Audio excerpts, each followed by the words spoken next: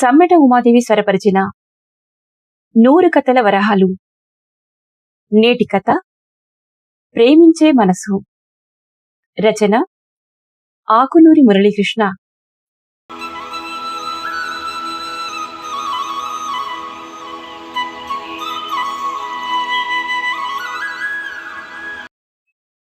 Nobel శాంతి బహుమతికి భారతీయ మహిళ పేరు అన్న శీర్షిక పత్రిక మొదటి పేజీలో, దాని కింద భానుమతి గురించిన వివరాలు.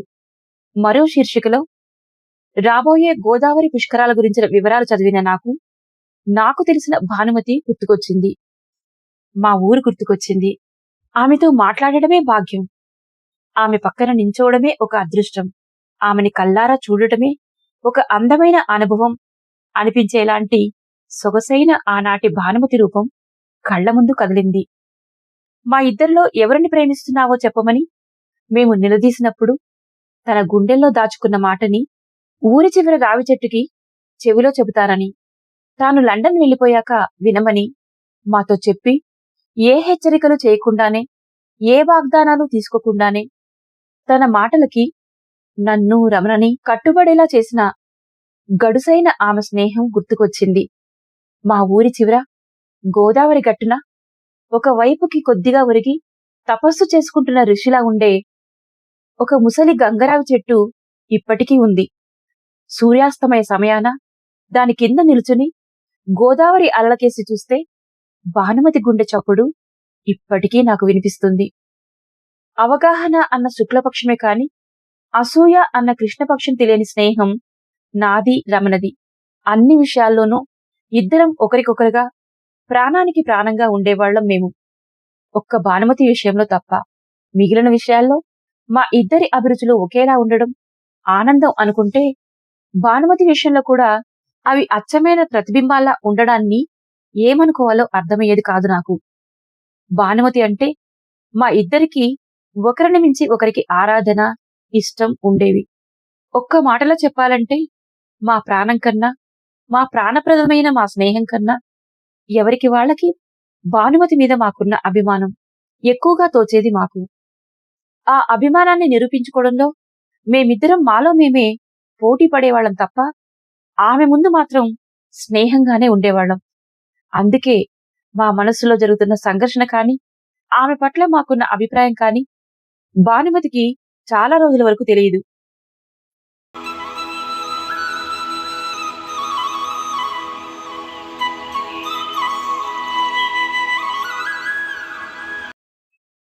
భానుమతి మా ఊరి జమీందారు గారి అమ్మాయి. ఒక్కతే కూతురు కావడం వల్ల ఆమె తండ్రి ఆధునిక భావాలు కలిగినవాడు, ఇంగ్లీష్ వాళ్లతో బాగా స్నేహం చేసినవాడు కావడం వల్ల భానుమతిని పరదాల చాటున సంప్రదాయబద్ధంగా కాకుండా స్వేచ్ఛగా పెంచాడు. భానుమతి మాతో పాటు గోదావరి అవతలున్న స్కూలుకి, కాలేజీకి వచ్చేది. ఎస్ఎల్సీ నుంచి డిగ్రీ చదివే వరకు. అదే మాకు భానుమతితో పరిచయం. కన్నెపిల్ల నడుం చుట్టూ ఒక్కసారిగా వయ్యారంగా తిరిగి ఆ పైన ముందుకు సాగిపోయిన పైట చెంగులా ఊరి చుట్టూ పరుచుకుని వంపు తిరుగుతూ అనంతంగా ముందుకు సాగిపోయే ఒక గోదావరి పాయ మా ఊరిని బాహ్య ప్రపంచం నుంచి వేరు చేస్తూ ఉంటుంది. మేము ఎక్కడికి వెళ్లాలన్నా ఆ గోదావరిని దాటుకుని వెళ్లాల్సిందే. మా ఊళ్ళో పిల్లలంతా పొద్దుటే తయారై అల్యూమినియం క్యారేజీల్లో భోజనాలు, సంచుల్లో పుస్తకాలు కట్టుకుని పడవలో అద్దరికి చేరుకునేవాళ్లం. భానుమతిని స్కూలుకు తీసుకెళ్లడానికి ప్రత్యేకంగా పడవ మాట్లాడాడు ఆమె తండ్రి భూపతిరాజు. ఇంటర్ చదువుతుండగా ఒకరోజు ఏదో కారణం చేత మా పడవలోకి ఎక్కింది భానుమతి. ఆమె మొదటిసారి మా పడవ ఎక్కిన రోజున నాకింకా గుర్తే. మా పడవలోని జనమంతా ఆమెను చూసి కంగారుగా పడవ దిగేశారు.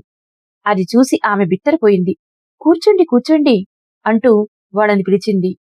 మాకు అంతకుముందు కొంచెం పరిచయం కావడంతో మేమే నవ్వుతూ దగ్గరికెళ్ళాం. రాముడు రాలేదండి ఇవాళ అన్నాము. అంత ధైర్యంగా ఆమెతో మేము మాట్లాడిన మొదటి మాట అది. ఆ తర్వాత నేను, రమణ ఆ మాట నేనన్నానంటే నేనన్నామని చాలాసార్లు దెబ్బలాడుకున్నాం. ఎవరి గొంతులో నుంచి వచ్చిందో తెలియదు కాని ఇద్దరి గుండెల్లో నుంచి వచ్చిందని ఇప్పుడు అర్థమవుతోంది. భానుమతి నవ్వుతూ, నాకివాళ్ళెందుకో మీ పడవలో రావాలనిపిస్తుందండి అంది. అంతకుముందు కాలేజీలో ఆమెని వెనక బెంచిలో నుంచి, వెనక నుంచి, రేవులో తెరచాపచాటుగా, చాటు నుంచే కాని అంత ధైర్యంగా సూటిగా ఎదుటి నుంచి చూడటం అదే మొదలు. అంతకుముందు ఆమెను చూసినప్పుడు కేవలం ఆసక్తే ఉండేది. ఆమెని మళ్లీ మళ్లీ చూడాలన్న ఉత్సాహం మాత్రం మాకు ఆమెతో మొదటిసారి మాట్లాడాకే కలిగింది. దొరగారు పిలిచి సన్మానం చేసినట్టు జమీందారు గారమ్మాయి తనంతట తను మాట్లాడితే అలాగే ఉంటుంది లేరా అని మా స్నేహితులు కొందరు వేలాకోలం చేసినా మాకు మాత్రం ఆమెతో మాట్లాడిన కొద్దిసేపట్లోనే ఏదో అపురూపమైన స్నేహపు పరిమళం మమ్మల్ని చుట్టేసినట్టయింది. ఆ రోజు రాత్రి రాయుడుగారి మామిడి తోపుల్లో ఆకుల సందుల్లో నుంచి మరకలు మరకలుగా ఇసుక మీద పడుతున్న వెన్నెల మీద నడుస్తూ నేను రమణ చాలాసేపు భానుమతి గురించే మాట్లాడుకున్నాం. ఆకుపచ్చ రంగు అంచున్న పసుపచ్చ రంగు కంచిపట్టు పరికిని, ఆకుపచ్చ రంగు ఓణిలో అందమైన భానుమతి రూపం మా ఇద్దరి మనసుల్లోనూ కదలాడుతూ గిలిగింతలు పెడుతూ ఉంటే, రేపు కూడా మన పడవలోనే వస్తుందంటావా భానుమతి అన్నాడు రమణ. తప్పకుండా వస్తుందన్న నమ్మకం నాకుంది, చూద్దాం అన్నాను. నా నమ్మకాన్ని వమ్ము చేయకుండా మర్నాడు కూడా మా పడవలోనే ఎక్కి కాలేజీకి వచ్చింది భానుమతి. అది మొదలు ఆ తర్వాత ఆమె ఎన్నడూ ఆమె తండ్రి ఏర్పాటు చేసిన ప్రత్యేకమైన పడవ మీద ప్రయాణించలేదు. మా పడవలోనే ఎక్కేది. మొదటి రోజు ఆమెతో మాట్లాడడానికి భయపడిన జనానికి చాలా తొందరలోనే ఆమె ఒక ఆప్తురాలైపోయింది. మా స్నేహితులు అన్నట్టు జమీందారు గారి అమ్మాయి కనుక అలా అనిపించడం కాదు, ఆమెలోనే ఏదో తెలియని ఒక ఆకర్షణ ఉంది. ఎదుటి మనిషిని కట్టిపడేసే ఏదో శక్తి ఆమెలో ఉంది. ఆమె చూస్తే నవ్వినట్టు, నవ్వితే మాట్లాడినట్టు, మాట్లాడితే భుజం మీద ఆప్యాయంగా నిమిరినట్టు అనిపించటం ఆమె ప్రత్యేకత. ఆ రోజు నుంచి మాకు మాత్రం కాలేజీకి వెళ్లాలంటే ఏదో కొత్త ఉత్సాహం. ఉదయం పెందలాడే తయారైపోయి రేవు దగ్గర భానుమతి కోసం ఎదురుచూస్తూ కూర్చునేవాళ్ళం. భానుమతితో దారి పొడవునా ఎన్ని కబుర్లో. మా ముగ్గురి చదువు ఒకటే అయినా మాకు తెలియని ఎన్నో విషయాలు భానుమతికి తెలుసు. చరిత్ర, పురాణాలు, తత్వశాస్త్రం ఒకటేమిటి, అన్నింటిలోనూ పరిజ్ఞానం కనిపించేదామె మాటల్లో. అందమైన ఆడపిల్లలెందరిలోనో కనిపించని అదో రకమైన తేజస్సుని ఆమెలో చూసి, ఆ తేజస్సుని డబ్బు వల్ల వచ్చిన దర్పం అనుకునేవాడిని కొత్తలో. కాని ఆ తేజస్సు ఆమెకి ధనం వల్ల రాలేదని, విజ్ఞానం వల్ల, జ్ఞానం వల్ల వచ్చినవని చాలా తొందరలోనే అర్థమైంది. ఆమె తెలివితేటల ముందు మేము చాలా అల్పులమన్న విషయం మాకు ఆమె పరిచయమైన కొద్ది రోజులకే తెలిసిపోయింది. మేము ఆమెతో స్నేహానికి తగమని కొన్నాళ్లు బాధపడేవాళ్లం కూడా.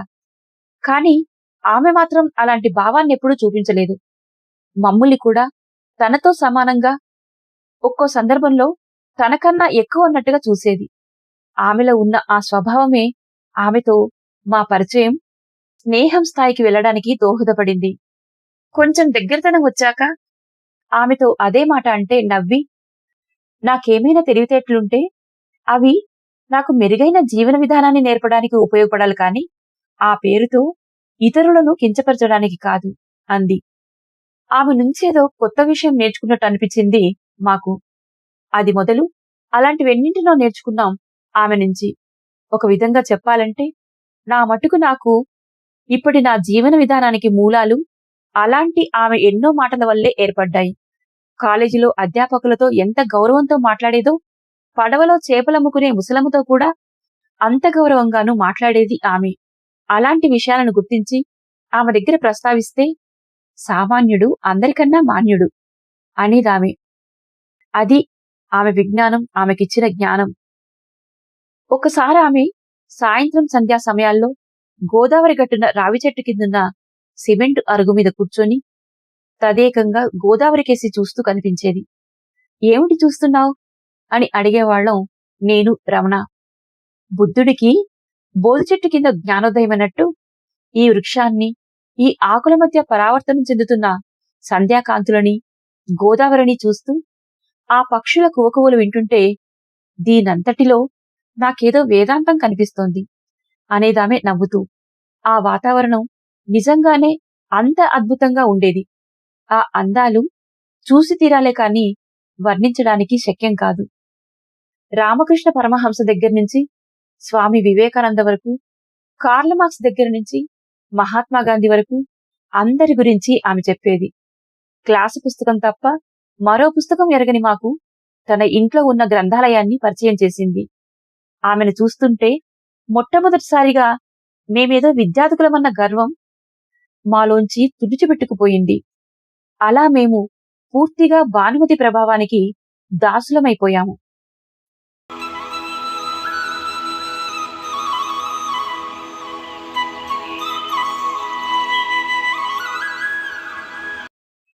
ఇదంతా ఒకెత్తైతే వయసులో ఉన్న మాకు అందమైన ఆమె సహచర్యం మరో ఎత్తు. అందం, వ్యక్తిత్వం ఒకే చోట కలిసుండడం చాలా అరుదు. అలాంటి స్త్రీ ఆకర్షణ పురుషుడిని ఏటవాలకు లాగుతున్న పడవల బలంగా లాగుతూనే ఉంటుంది. లంగరు వేయటం చాలా కష్టం. అసలు లంగరు వేసి మా మనసు నాపాలని కూడా మేమెప్పుడూ అనుకోలేదు. నాకు, రమణకి ఒకరి మనసు ఒకరికి చూచాయగా తెలిసే వరకు. మా స్నేహం దగ్గరతరం స్థాయికి చేరుకునేదాకా భానుమతితో మాకేర్పడిన స్నేహాన్ని బలోపేతం చేసేందుకు నేను, రమణ కలిసికట్టుగానే కృషి చేశాం. మా స్నేహం ఒక స్థాయికి చేరుకున్నాక చాలా కాలం ముగ్గురూ కలిసి ఆ స్నేహ మధురిమలను ఆస్వాదించాం. నేను, రమణ ఎప్పుడు కలుసుకున్నా సగం కబుర్లలో భానుమతే ఉండేది. భానుమతి కూడా నన్ను, రమణని విడిగా ఎప్పుడు చూసేది కాదు. కాలేజీలో ఎక్కడ చూసినా మేం ముగ్గురం కలిసి కనిపించడం అన్నది చాలా మామూలైపోయింది. అలా కనిపించినా జనం మా గురించి చెడుగా ఒక్క మాట కూడా అనుకోలేదంటే నిశ్చయంగా దానికి కారణం కాలేజీలో అందరికీ తెలిసిన భానుమతి వ్యక్తిత్వమే.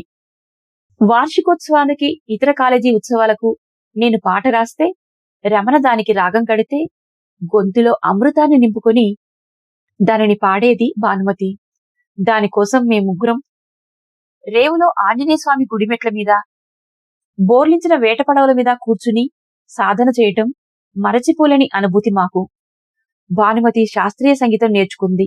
సాయం సంధ్యలో కళ్ళు మూసుకొని తన్మయత్వంతో ఆమె రాగాలాపన చేస్తుంటే ఆ గానమాధుర్యానికి, ఆ సౌందర్యానికి దాసోహమై ఆమెకి పాదాక్రాంతులమైపోవాలనిపించేది నాకు, రమణకి. మంచు స్నానం చేసి అరుణకాంతికి ఒళ్లారబెట్టుకునే కలువ పూలా ఉదయానే తయారై వచ్చే ఆమె కోసం రేవులో ఎదురుచూడటం, ఆమె పక్కన కూర్చున్నప్పుడు ఆమె వీపు మీద నుంచి తేలివచ్చే గాలిలోని పరిమళాన్ని ఆస్వాదించటం, ఆమె సహచర్యంలో మాత్రమే లభించే ఒకానొక మధువు తాలూకు మత్తులాంటి దాన్ని అనుభవించటం, ఆమె తాలూకు జ్ఞాపకాలని నెమరేసుకోవడంలో వెర్రి ఆనందాన్ని అనుభవించడం లాంటి ఎన్నెన్నో భావ పరంపరల తర్వాత నా మనస్సు రమణకి, రమణ మనసు నాకు చూచాయగా అర్థమైంది. భానుమతిని మేమిద్దరం ఎవరికి వాళ్ళమే మాకు సొంతం అనుకుంటున్నాం. మాకు మాత్రమే సొంతం కావాలన్నది అందులో అంతర్లీనంగా దాగున్న భావం. మేమిద్దరం భానుమతిని కోరుకుంటున్నాం. భానుమతితో స్నేహం చేయడం వేరు, ఆమెని కోరుకోవడం వేరు. అలా తెలిసాక మాకు భూనబోంతరాలు దద్దరిల్లినట్లు అనిపించలేదు. మిన్ను విరిగి మీద పడినట్లు అనిపించలేదు. కనీసం మా స్నేహమనే అద్దం మీద చిన్న బీట కూడా పడినట్లు అనిపించలేదు. ఎందుకంటే మాకిద్దరికీ ఎవరికి వారికే భానుమతి మా సొంతం అన్న అచంచలమైన నమ్మకం. భానుమతి ఇష్టానికి అవతలి వాళ్ళు అడ్డు చెప్పరన్న మరో నమ్మకం. అయితే ఆ రోజు నుంచి పడవలో చెక్కబల్ల మీద ఆమె పక్కన కూర్చోవడానికి, ఆమెతో కబుర్లు చెప్పడానికి నేను, రమణ మాకు తెలియకుండానే పోటీ పడేవాళ్ళం. రాయుడి గారి మామిడి తోపుల్లో వెన్నెల్లో తిరుగుతూ చెప్పుకునే కబుర్లలో నాకు, రమణకి ఒకరి మాటల్లో ఒకరికి భానుమతి నాకే సొంతం అన్న సంగతి అవతలి వాళ్ళకి చెప్పాలన్న భావం లీలగా కనిపించేది. భానుమతి మాత్రం మా ఇద్దరితోనూ ప్రేమగా ఉండేది. ఈ బాధను భరించలేక నా ప్రేమను ఆమెకి చెప్పేసి ఆమె మా ఇద్దరిలో ఎవరిని ప్రేమిస్తుందో తెలుసుకుందామని నాకు ఒక్కొక్కసారి చాలా బలంగా అనిపించేది. కాని అంతలోనే మళ్లీ భయం. ఆమె రమణనే ప్రేమిస్తున్నానని చెప్పేస్తే నా ఆశ, నా ప్రేమ చచ్చిపోవడం నాకిష్టం లేదు. పైకి చెప్పకపోయినా ఇలాంటి అపరిపక్వమైన ఆలోచనలతోనే రమణ కూడా బాధపడుతున్నాడని అర్థమయ్యేది నాకు. అలాంటి పరిస్థితుల్లో ఒకరోజు భానుమతి నుండి అనుకోని వార్తని వినాల్సి వచ్చింది. తను పై చదువులకి లండన్ వెళ్తున్నట్టు చెప్పింది. నేను, రమణ మ్రాన్పడిపోయాము ఆమె చెప్పిన మాటలకి. ఆ వార్త విన్నాక ఒక వారం రోజుల వరకు సర్వం కోల్పోయినట్లుగా తిరుగుతున్న మమ్ముల్ని ఆశ్చర్యంగా చూస్తూనే విషయాన్ని గ్రహించింది భానుమతి. మేము చెప్పక్కర్లేకుండానే. నీ చదువు పూర్తయి నువ్వు లండన్ నుంచి తిరిగి వచ్చే వరకు నీకోసం ఎదురుచూస్తూ ఉంటాను. నేనంటే నీకిష్టమా కాదా? ఒక్క మాట చెప్పు అన్నాను నేనింక భరించలేనట్టుగా ఒకరోజు ఆమెతో. భానుమతి మాట్లాడలేదు. నువ్వు నన్ను ప్రేమించడం లేదంటే పోని, నీ మనసులో రమణ ఉన్నాడా? చెప్పు. మీ మధ్య నుంచి నేను తప్పుకుంటాను అన్నాను బాధ గుండెను కోసేస్తుంటే. సరిగ్గా అదే సమయంలో రమణ అక్కడికి వచ్చాడు. నేను, రమణ వంతులేసుకొని ఆమె మీద మేమెంత అనురాగం పెంచుకున్నామో చెప్పాము సిగ్గు విడిచి. అంతా చెప్పేశాక మేమిద్దరం ఎవరికి వాళ్ళం నువ్వు మమ్ముల్నే ప్రేమిస్తున్నావని నమ్ముతూ వస్తున్నాం. చెప్పు, నువ్వు మా ఇద్దరిలో ఎవరిని ప్రేమించావో చెప్పు. నీ మనసులో మాట ఏదైనా రెండో వాళ్ళం అదేమీ మనసులో పెట్టుకోమని, ఆ తర్వాత కూడా మన స్నేహం ఇలాగే ఉంటుందని హామీ ఇస్తున్నాం అన్నాం ఆవేశంగా. ఆ క్షణంలో ఆమె కళ్లలో కనిపించిన భావాలను జీవితంలో మర్చిపోలేను. ఆ చూపులు ఇప్పటికీ నన్ను వెంటాడుతూనే ఉంటాయి. మా అపరిపక్వతను సానుభూతిగా చూస్తున్నట్లున్న ఆ చూపులు గుర్తొచ్చినప్పుడల్లా సిగ్గుగా అనిపిస్తుంది నాకు. నా మీద ఇంత అనురాగం పెంచుకున్న మిమ్మల్ని ఏమనాలో నాకు తెలియడం లేదు. నా గురించి మీకు పూర్తిగా తెలియదు అంటూ ఆమె ఏదో చెప్పేలోగా రమణ మాట్లాడనివ్వలేదామని. 4 ఏళ్ల స్నేహం మనది. నీ గురించి మాకింకా కొత్తగా ఏమీ తెలియక్కర్లేదు. తెలియాల్సిందల్లా నువ్వు మా ఇద్దరిలో ఎవరిని ప్రేమిస్తున్నావో అంతే అన్నాడు మొండిగా. ఆ మాటలకి అసహనంగా చూసింది భానుమతి. సరే అయితే, మీరు తెలుసుకోవలసిన మరో విషయం చెప్తాను వినండి. నాకు కాబోయే వరుణ్ణి మా నాన్న ఎప్పుడో నిర్ణయం చేశారు. అతను కూడా ప్రస్తుతం లండన్లోనే ఉన్నారు. అతని దగ్గరికే నేను వెళ్లేది అంది. రమణ, నేను బలమైన దెబ్బ తగిలినట్లు చూస్తూ ఉండిపోయాం ఆమె మాటలకి. మేమడుగుతున్నది నీ నిర్ణయాన్ని అన్నాడు రమణ నీరసంగా. మా నాన్న నిర్ణయమే నా నిర్ణయం అంది భానుమతి తలదించుకొని. ఆమె ఏ విషయమైనా చెప్పిందంటే ఇంక దానికి తిరుగులేదు. దానిమీద పునరాలోచన ఉండదని మాకు బాగా తెలుసు. నిజం చెప్పు, నువ్వు మా ఇద్దరిలోనూ ఎవరిని ప్రేమించలేదు అన్నాను నేను అపనమ్మకంగా. అలా అని అబద్ధమాడి నన్ను నేను వంచుకోలేను. కాని నేను పెళ్లి చేసుకుపోయేది మాత్రం మా నాన్న నిర్ణయించిన వరుణ్ణే అంది భానుమతి.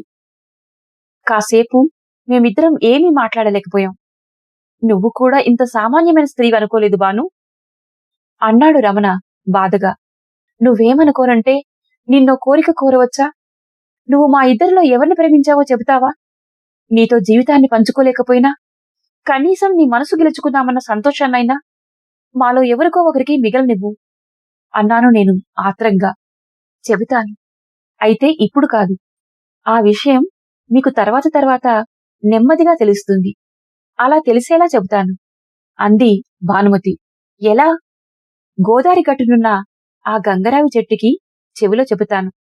నేను వెళ్ళిపోయాక ఆ చెట్టు దగ్గరికి వెళ్లి వినడానికి ప్రయత్నించండి. నా మనసు మీకు వినపడుతుంది. మేమిద్దరం ఆశ్చర్యంగా చూశాం ఆమె వంక.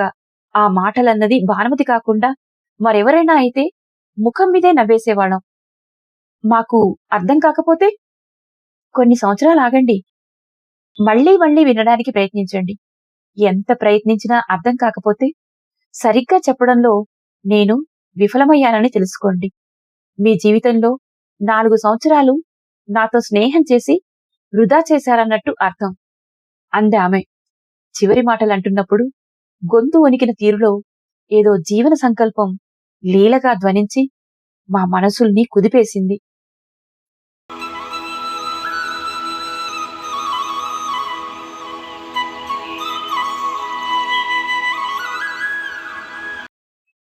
భానుమతి లండన్కి వెళ్ళాక కొన్నాళ్లు మాకు శూన్యంలో ఉన్నట్టే అనిపించింది. చాలా రోజులు ఆమెను తలుచుకుంటూ లండన్ వరుడితో ఆమె పెళ్లి శుభలేఖ వస్తుందేమోనని ఎదురు చూసేవాళ్లం. ఆ శుభలేఖ మాకు రాలేదు. బహుశా మేము బాధపడతామని పంపలేదేమో అనుకున్నాం. చాలాసార్లు నేను, రమణ జంటగాను, విడివిడిగాను వెళ్లి సంధ్యా సమయాల్లో గోదావరి ఒడ్డునున్న రావి చెట్టు కింద నిలుచుని అస్తమిస్తున్న సూర్యుడిని చూస్తూ భానుమతి చెప్పినట్టు ఆమె మనసు వినాలని ప్రయత్నం చేసేవాళ్లం. సాయంకాలం గూళ్ళకు చేరే పక్షుల అరుపులు, రావి చెట్టు ఆకుల గలగలలు తప్ప మరేమీ వినిపించేవి కావు. కాలం జీవితంలో ఎప్పటికప్పుడు కొత్త అనుభూతులను పూయిస్తూనే ఉంటుంది.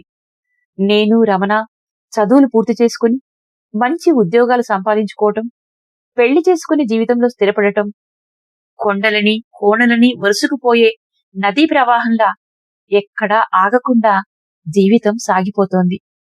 మధ్య మధ్యలో మా ఊరు వెళ్ళినప్పుడల్లా భానుమతి చెప్పినట్టు రావి చెట్టు కింద నిలుచుని ఆమె మనసు వినాలని ప్రయత్నిస్తూనే ఉన్నాను. ఒకప్పుడు ఆకుల గలగలలు, పక్షుల కూకవలు వినిపించే ఆ శబ్దాలు వయస్సు పెరిగి మనసు పరిపక్వమవుతున్న కొద్దీ ఏవో అర్థం కాని జీవన సత్యాల్లా అనిపించసాగాయి. ఒకవైపు పూర్తిగా ఒరిగిపోయి నదిలోకి వంగి నీటిని తాకుతున్న రావి చెట్టు కొమ్మలను చూస్తుంటే బిడ్డలను ముద్దాడుతున్న తల్లిలా అనిపించేది. సూర్యాస్తమయం కాంతిలో ఆ గంగరావి చెట్టుని చూస్తే నిష్టగా నిలుచుని తపస్సు చేస్తున్న ఋషిలా అనిపించేది. ఒక్కోసారి ఆ ఆకుల గలగల శబ్దం వేద మంత్రోచ్చాటనలా అనిపించేది. వినే నా దృష్టిలో తేడా వచ్చిన కొద్దీ భానుమతి చెప్పదలుచుకున్నది నాకు నెమ్మదిగా అర్థమవుతున్నట్లు అనిపించింది. లండన్ వెళ్లిపోయి కనుమరుగైన భానుమతి గురించిన వార్తలు క్రమంగా తెలియసాగాయి. మా ఊరి జమీందార్ గారి బంగళా ద్వారా కాదు, వార్తాపత్రికల ద్వారా. నేను రాసిన పాటలకి, రమణ కట్టిన బాణీలకి పాటలు పాడిన భానుమతి హిందుస్థానీ సంగీతాన్ని దేశ విదేశాల్లో తన పాటల ద్వారా ప్రచారం చేసి మన్ననలందుకుంటున్న గాయనిగా మారి నాకు ఒకసారి పేపర్లో కనిపించింది. నేను ఆశ్చర్యానందాలతో రమణకి ఫోన్ చేసి విషయం చెప్పాను. ఆ తర్వాత పేపర్ల ద్వారా మాకు భానుమతిని గురించిన ఒక్కో సంగతి తెలుస్తూనే ఉన్నాయి. ఆమె చేస్తున్న సేవా కార్యక్రమాలు, అనాథ పిల్లల్ని దత్తతకు తీసుకుని సేవాశ్రమాన్ని స్థాపించటం, ఆమె నడిపే వృద్ధుల, రోగుల శరణాలయాలు, మహిళా విమోచన కోసం చేసే పోరాటాలు, ఒక్కొక్క విషయం తెలుస్తున్న కొద్దీ అద్భుతమైన ఆశ్చర్యానందాలలో మునిగిపోయేవాడిని. ఆనాడు మాకు తెలిసిన భానుమతి ఒక విత్తనం, ఈనాటి భానుమతి ఒక మహావృక్షం అనిపించేది. ఆమె గురించి పేపర్లో చదువుతుంటే ఆమె చేసే ప్రతి పనిలోనూ దీనుల కోసం ఆరాటపడే ఆమె గుండె చప్పుడు వినిపిస్తున్నట్లు అనిపించేది. ఆమెని కలవాలన్న కోరిక ఉన్నా కూడా కలిసి అభినందించే కనీస అర్హత కూడా మాకు లేదనిపించి నేను, రమణ వెళ్లలేకపోయేవాళ్లం. ఒకసారి పేపర్లో ఆమె వ్యక్తిగత జీవితం గురించి రాశారు. నేనిన్నాళ్ల నుంచో తెలుసుకోవాలనుకుంటున్న వివరాలు చదివి ఆశ్చర్యపోయాను. కనగలిగే అవకాశం ఉన్నా ఆమె తనకి స్వంత పిల్లలు వద్దనుకుంది. తను నడుపుతున్న అనాథ శరణాలయంలో పెరుగుతున్న పిల్లలనే తన పిల్లలుగా భావిస్తుందామె. తను 18వ ఏట పెళ్లి చేసుకున్న భర్తతో ఆశయాల విషయంలో విభేదాలు రావడంతో విడాకులు తీసుకుని ప్రస్తుతం ఒంటరిగా జీవిస్తోంది. చదువుతున్న నా కళ్ల నుండి జలజలా నీళ్లు రాలాయి. అవి దుఃఖాశ్రవులు కాదు, ఆనంద బాష్పాలు. నాకు నేను, రమణ ఆమెకి మా ప్రేమను చెప్పి మాలో ఎవరిని ప్రేమిస్తున్నావో చెప్పమంటూ నిలదీయడం గుర్తుకొచ్చింది. ఆ క్షణంలో ఆమె చూసిన చూపులకర్థం ఇప్పుడు బోధపడుతోంది. అఖండ గోదావరిని మేము పెరట్లో ఉంచుకుందామనుకున్నాం. అనంతమైన ఆకాశాన్ని అరచేతిలో ముడుచుకుందామనుకున్నాం. అర్థం కాకపోతే కొన్ని సంవత్సరాలు ఆగి వినడానికి ప్రయత్నించండి. మళ్లీ మళ్లీ వినడానికి ప్రయత్నించండి. ఎంత ప్రయత్నించినా అర్థం కాకపోతే సరిగ్గా చెప్పడంలో నేను విఫలమయ్యానని తెలుసుకోండి అన్న ఆమె మాటలు గుర్తుకొచ్చాయి. ఇప్పుడు ఎప్పుడైనా మా ఊరికెళితే గోదావరి గట్టు మీద సగం ఒరిగిపోయిన గంగరావి చెట్టు కింద నిలబడి సూర్యాస్తమయాన్ని చూస్తుంటే వినిపించే ఆ శబ్దాల్లో మాకు భానుమతి మనసు సుస్పష్టంగా వినిపిస్తోంది. ఆమె ఎవరిని ప్రేమించిందన్న విషయంలో సందేహం లేదు మాకిప్పుడు.